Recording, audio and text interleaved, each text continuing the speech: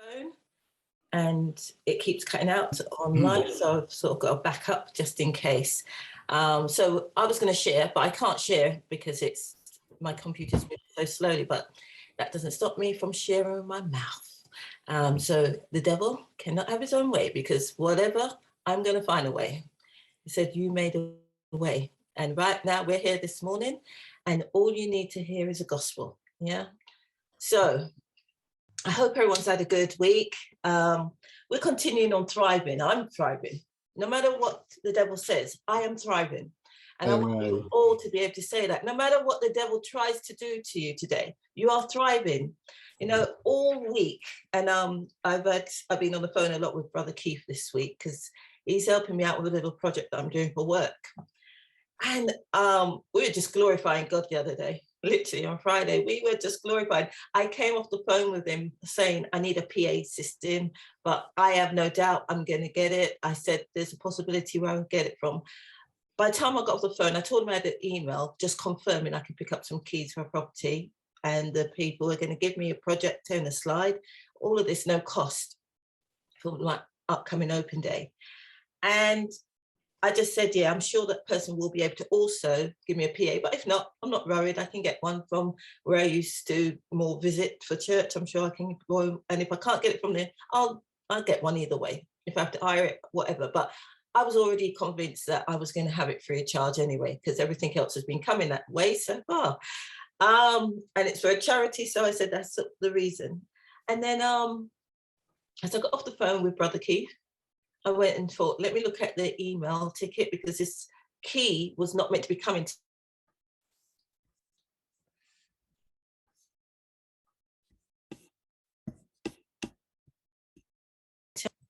Can you hear me? Hi, can you hear me? Yeah, I can hear you now. Okay, so I realize it's froze. So yeah, if it freezes, I might have to swap to my phone because that one's on. So you just give me time to go through. But yeah, we came to an agreement already about me being able to use the property, get the key to the property, which was not part of the original. It had to be opened and closed by them. But after I met the gentleman, I think trustworthiness, I'm going to call it, felt trustworthy that he could give me the key. So we've got an informal contract. So I thought it was just the informal contract that came through. And that's when I was speaking to Brother Keith. I said, oh, I've got this through. After we came off the phone, I went and looked at the email in more detail. And as I read down the email, it wasn't just a contract. It was him saying, by the way, do you need a PA system? Question mark. Whoa. Straight away I was back on the phone to Brother Keith, and I'm like, no, only God. This is only God. Everything I've wanted, it's only God. And so the devil came in and tested me big time on Wednesday. And before this even came, he came in and tested me big time on Wednesday. I walked out of a meeting frustrated. I excused myself in a proper way, but I made it very clear. I stood up and I used the power and authority given to me by Christ. And this is where I realized when we talk about power and authority, we do speak about it very in a biblical way. But when God gave us power and authority, he gave it to us to use in the land we live. So that we don't just refer to it in the Bible sense. We have to use it in our everyday living, at work, in a shopping mall, wherever you are.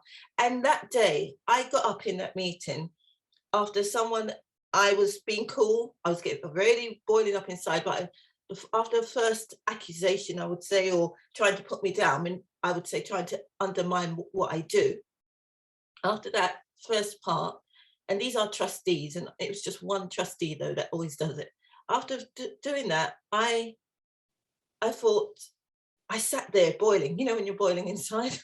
And I sat there and I was boiling, but, you know, I kept my cool, and I wasn't even looking at her at first, but after something said, look in the eye when you speak to her. And so eventually, I started, when I answered back, I made sure make eye connection and actually brought it down to a level to say, I understand what you're saying, however, this and that.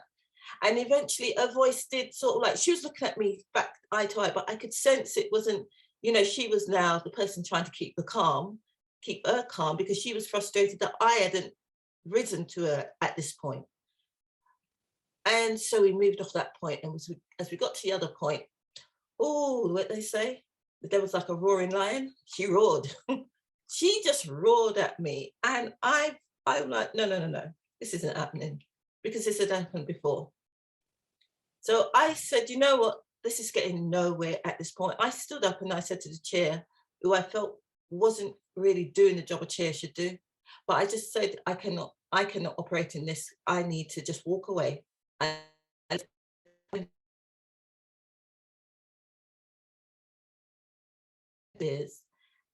I was bubbling up. The frustration turned into tears, because you can't do nothing else. Some of my staff had just left, and they were part of hearing how she was speaking to me, which was very frustrating. But I knew they were maybe out there. Something in my mind was there, and it was like almost, it was like, go now while they're there. And as I walked out, a couple of the staff, they straight away could see, and they wanted to comfort me, but actually I walked past them. I walked away from them and around the corner into a little corner, and I just sat down and tears rolled down my eyes, because I thought it was a frustration of why this person, despite all the work I'm doing, would do this. We just had a visitor who was so astounded by how the money had been spent, and my brother Keith caught that on video. I hadn't seen this video at the time. I didn't even know what he had said, to be honest, till after the meeting. But I had this frustration of, I know I put all my effort into this place. I'll work all the hours, and for someone to come and speak to me that way. But you know what? I dried my tears, and I decided to go back in. I passed the staff who was there, but I just said, I'm going back up. When I went back up the stairs, I wasn't sure, I'll be honest, whether I was going to sit down or not.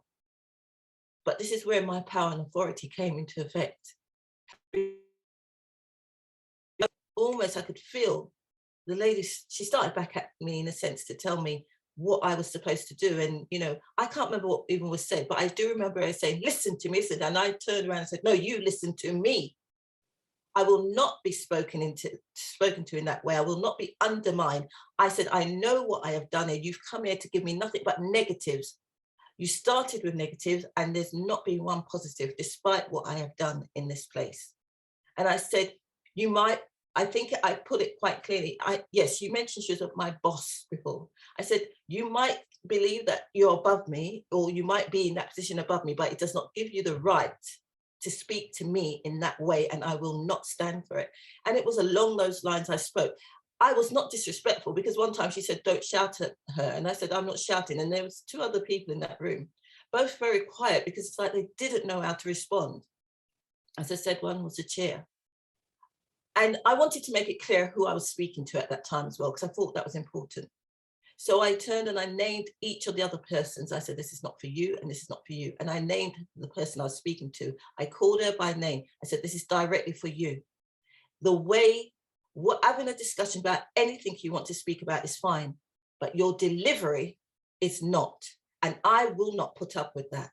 And on that, I walked out. I said, I am doing the job. I am employed here as operations director, though I'm doing the job of a CEO. And I walked out of that room.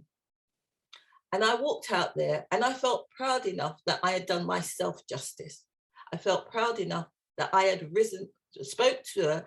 Before I walked out, actually, I had addressed the chair, and I said to him, this is not the way that a meeting is conducted. And I cannot stay in a room, because this will get nowhere today. And then I left the room. And that chairman did ring later. By the time I got home, he was on the phone to me, apologetic again, because one of the other things I said to that lady, this is the second time you've done this to me. The first time I was graceful and I ignored it. She never apologized or anything. And her whole attitude was, so what? And it was the second time, but this second time I'm saying, as I said to the chair when he ran, once bitten, twice shy.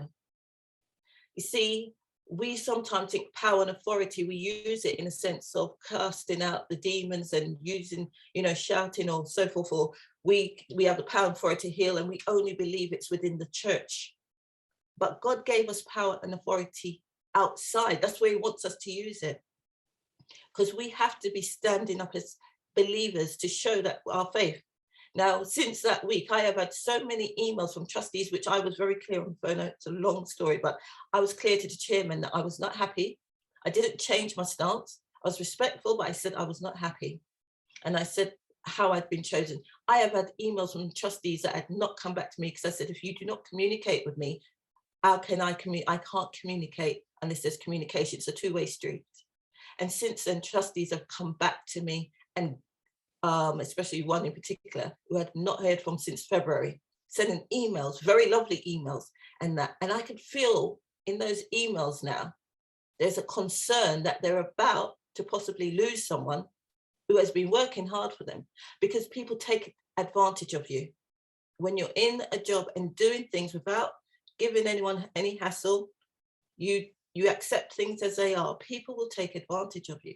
Now, I'm always happy to work hard for someone and a firm. I've always done that. And I'll do that without complaining. But the one thing I said just a couple of weeks before that, because I could see when I came back from Jamaica, people were disappointed maybe that I decided to take a holiday, which is I'm due for. I had to sit down with my staff and tell them that I will not be disrespected because of things that I had read when I was on the emails. I will not be disrespected. There is a way of going through things. And I said, I will not be disrespected by those above me or below. And when I said below, I said, do not take that as a disrespect. I mean those that I am here to lead. I will not be disrespected.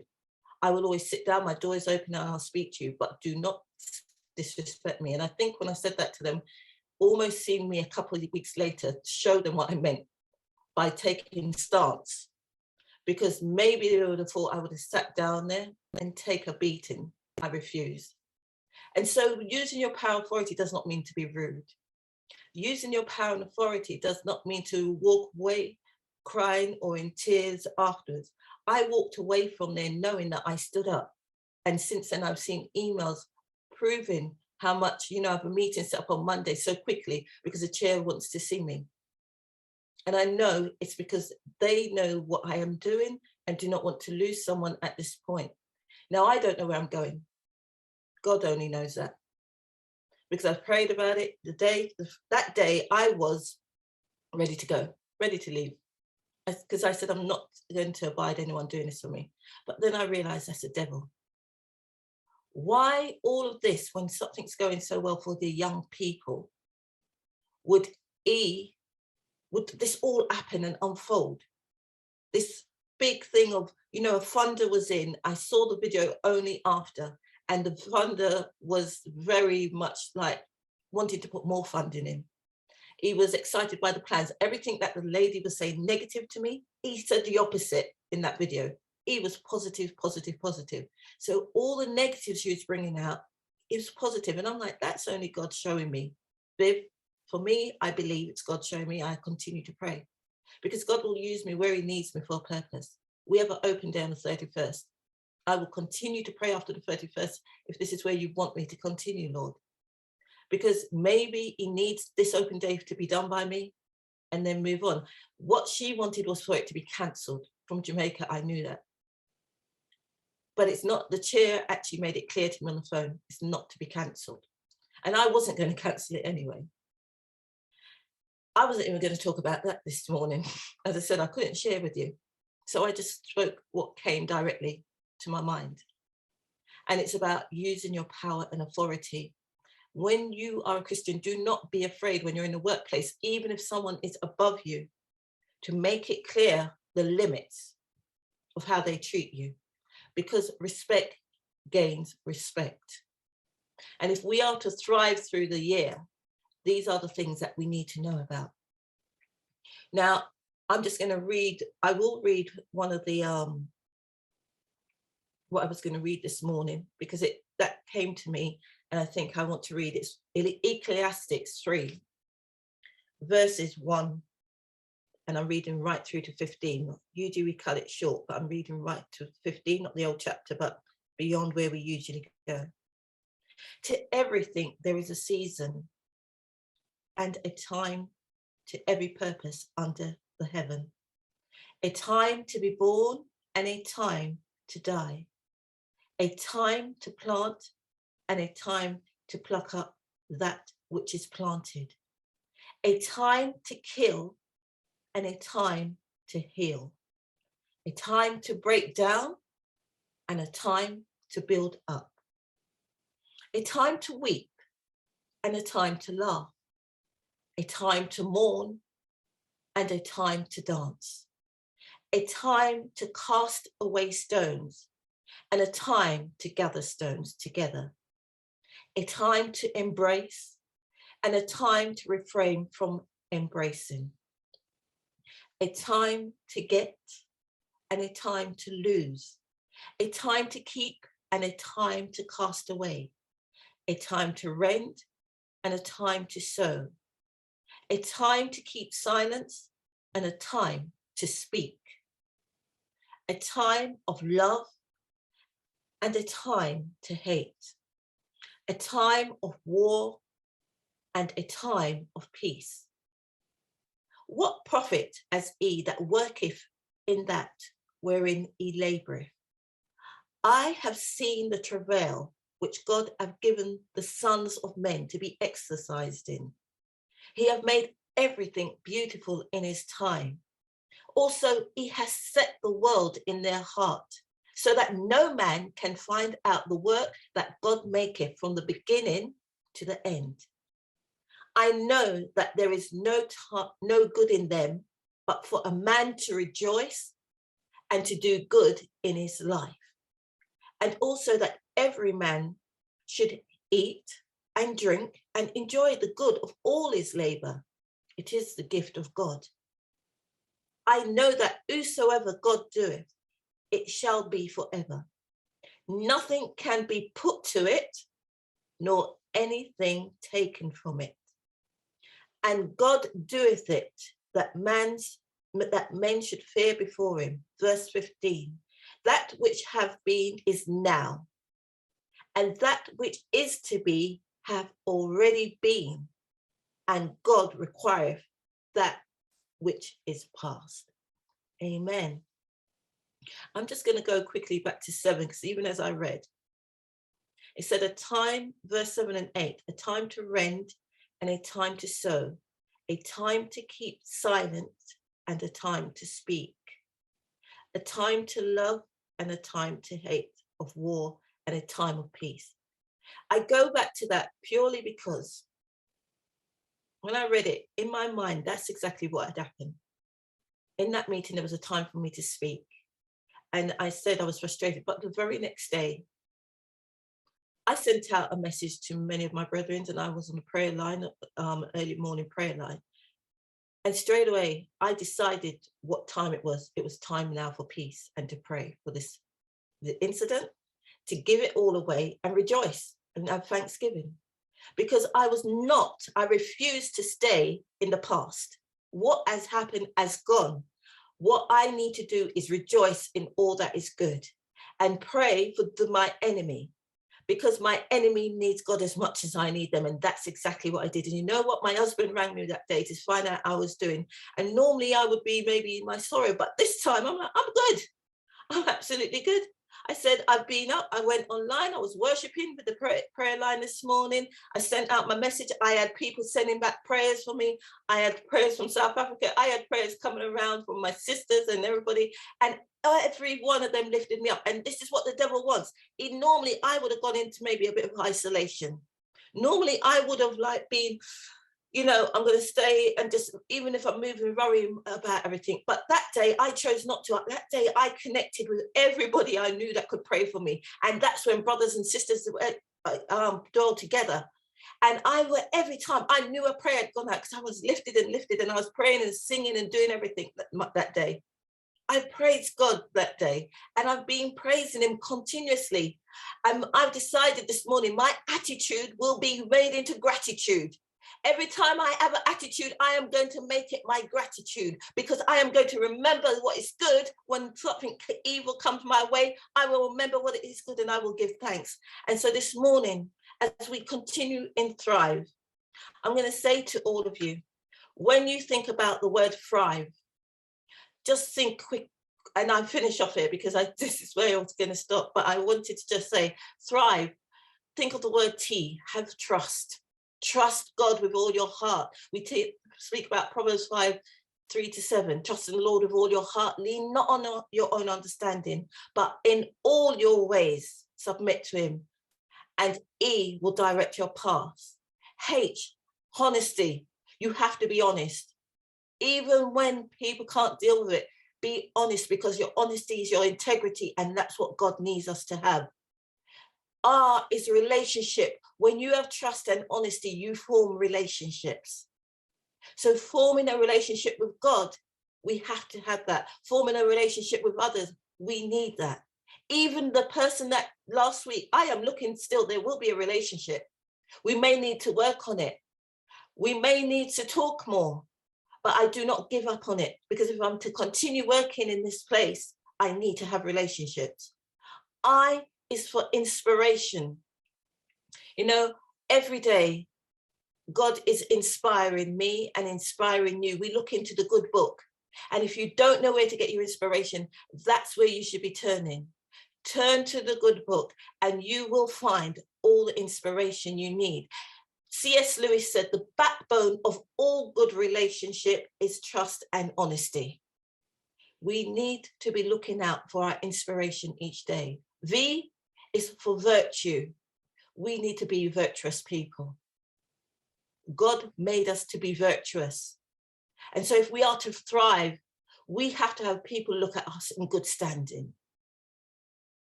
And finally, E, experience. When you thrive, you will experience God. You will experience Him in your life, your actions, everything you do. That is experience. We experience God in our lives. Others will see us and they will experience God too. So experience can only be brought about through our actions. Doubt often removes our faith to step up and step out. Faith plus action will equal fruition. I remember my brother had given a service on that before. Fruition is bearing fruits. It's when a plan comes together and you realize it, when we acknowledge the word spoken by God, by our God, Lord and King. He said in Jeremiah 29:11, I know the plans I have for you. Plans not to harm, but to give you hope and a future. When you come to this realization, this is a point when you experience God. So remember, thrive, trust, honesty, relationship, inspiration, virtue, and experience. Those are the way that we will go forth and thrive for our Lord today.